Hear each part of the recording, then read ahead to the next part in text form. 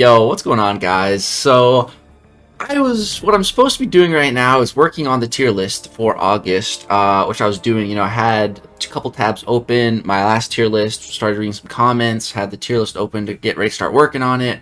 Then I opened another tab to just like open some music on YouTube. But then, I see this pop up. A video. I challenge everyone to beat this time. We got a fastest kill on Starlord Labyrinth of Legends. We got the Guinness Book of World Records.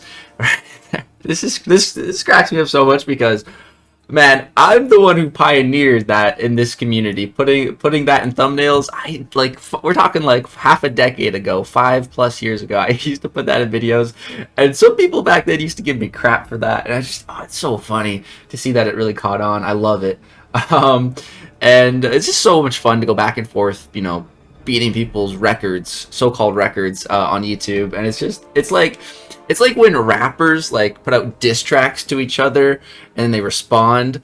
That's kind of what it's like in the MC community. It's funny, and it's all with love. It's nothing malicious. It's all just to have fun. And so Beroman challenged everyone to beat this time. Now he's using a rank 4 Black Cat, no boosts, but he does have a relic. And that's cool, but my goal is to beat this time. I'm not, no limitations. I'm gonna do whatever I want. I'm gonna use whatever I can to beat this time, because it's absurdly fast. It is absurdly fast. Let's go ahead and skip to the end here. You can see this dude's dead. It's been a minute. 78 seconds. A minute 18. That is what we need to beat. So let's jump in game and let me show you guys how we're gonna try to beat that, how we're going to tackle that. So basically going to jump to the CCP beta, which is very overpowered, of course. This way I can get any relic I want to the highest level, any champion to the highest level, rank 5, signal 100, whatever. I can boost, the beta is definitely a massive advantage for this. But hey man, don't put out a video saying I challenge everyone to beat this time if you don't want people using the beta or whatever means necessary to beat it. Because that's the way. Life isn't fair. The world's not fair.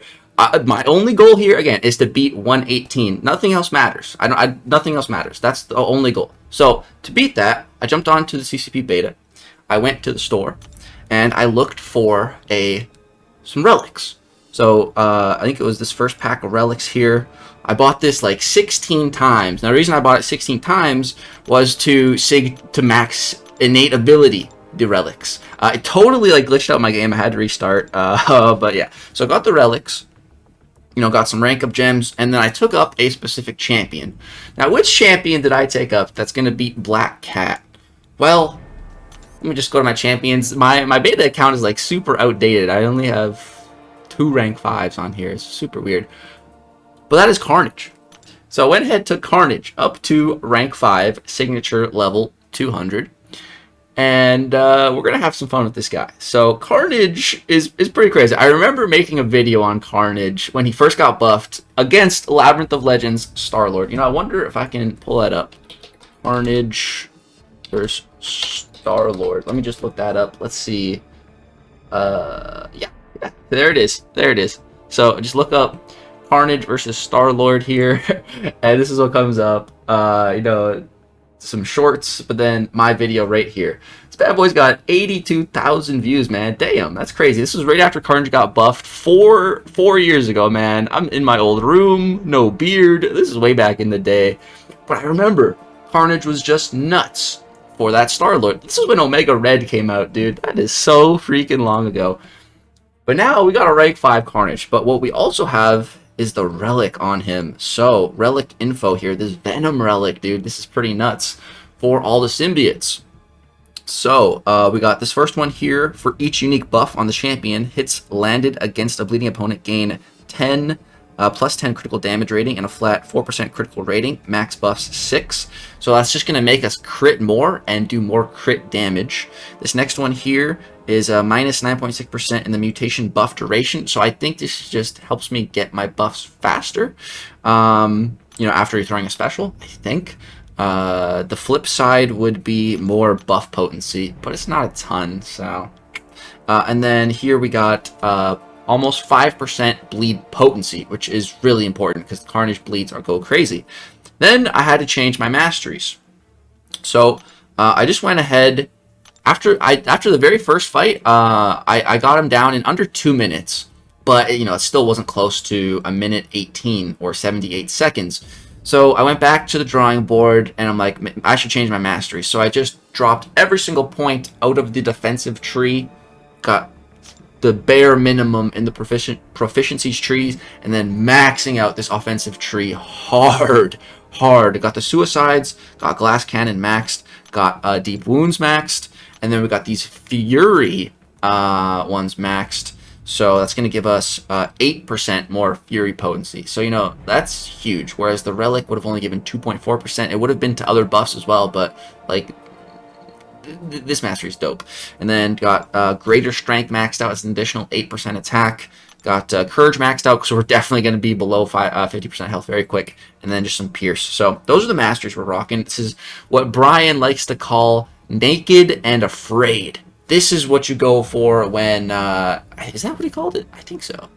Yeah, this is just like, you're crazy if you're running masteries like this, bro. You gotta expect to die. You gotta finish fights quick. But again, we're trying to finish this fight in less than 78 seconds, so yeah.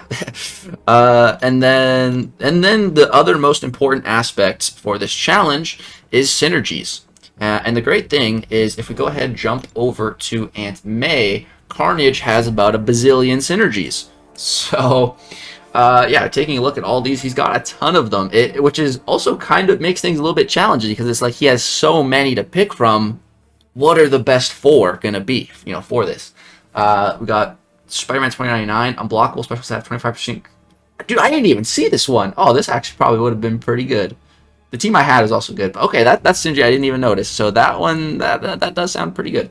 Next up here, we have each symbiote on the team grants 15% increased critical damage rating, which doesn't sound like much, but that's a double synergy with Red Goblin. He also gets, when genetic mutation ends, generate 1 additional permanent buff. And after reaching max permanent buffs, future symbiotic creation buffs last 10 seconds. This is a huge synergy. Definitely have that on the team.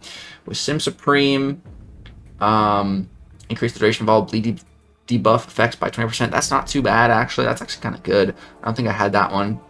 This one's probably one of his best synergies with, Mystic Spider-Man. Increase the permanent mutation buffs max stack to 8. And at base, it's 5. So that's 3 additional buffs that he can make permanent. That's huge. Then we got nothing with Spider-Gwen. Nothing really with Venom the Duck there. Synergy with Venom, which we'll circle back to. With Anti-Venom, regenerate health when knocking out Spider-Verse. That's completely irrelevant for the purpose of this video.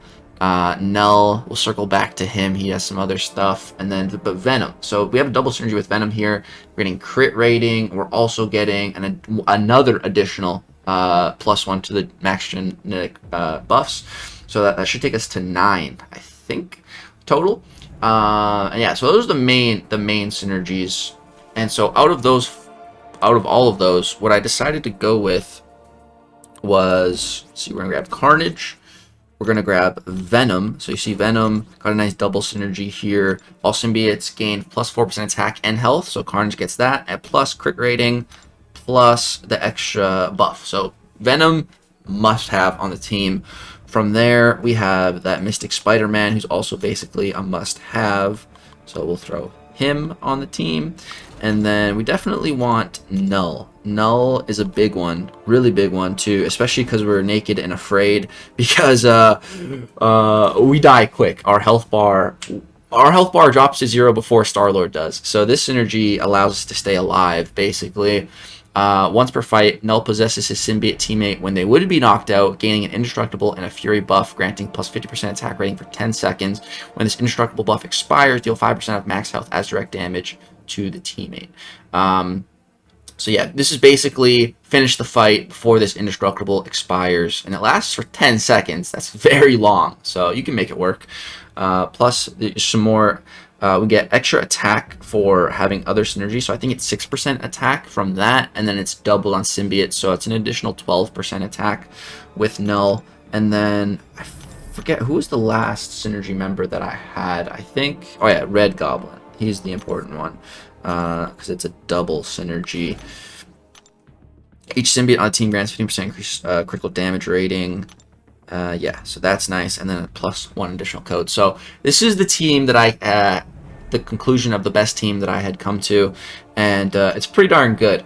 So we're just gonna go mess around, just live this fight here, and then I'll show you guys my best run with this Carnage that beats Beroman's time, and that took, I'd say, around like 5 or less tries. It didn't take that long, you know. It didn't take that long. The main thing I was trying to figure out was just what buffs to go for, because and also just, you know, play it perfectly, because just little tiny mistakes really add up when you're trying to do a fight in a minute. You know, every second counts in a challenge attempt like this. So there's 5 buffs that Carnage can gain. So that's physical resistance, block proficiency. Those 2 are absolutely irrelevant. Then we have crit rate, precision, fury for attack, and cruelty for crit damage rate. So I was trying to figure out what would be best, and I think I came to the conclusion that, okay, we'll start with precision and cruelty. Just get one of each of those built,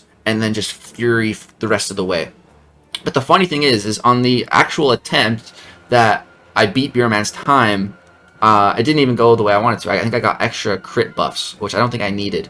But like before that, I feel like I had an even cleaner run. It was slower, and things went my way, and I had all the right buffs. It was very weird. But let me just jump in here to show you guys how freaking crazy Carnage is with all this. So basically, we just start the fight with a heavy attack. You want to instantly try to get him while he's getting up. All right, we missed it. That's fine. So yeah, we basically just want to spam our special ones. And as you can see, our health bar is depleting very, very quickly. But all right, there we go. All right, we're just gonna chill for a sec here, which is probably, you know, not what you want to do on the actual run. But all right, just get that cruelty, just trying to line things up here. All right, boom. Now we have 1 stack of cruelty, 1 stack of precision, and now we are free to just fury it up. So all we want now is furies. So we can also throw on that striker, and we can also start to go for some special 2s. So there we go. Now we're pretty much built up. Is that quick?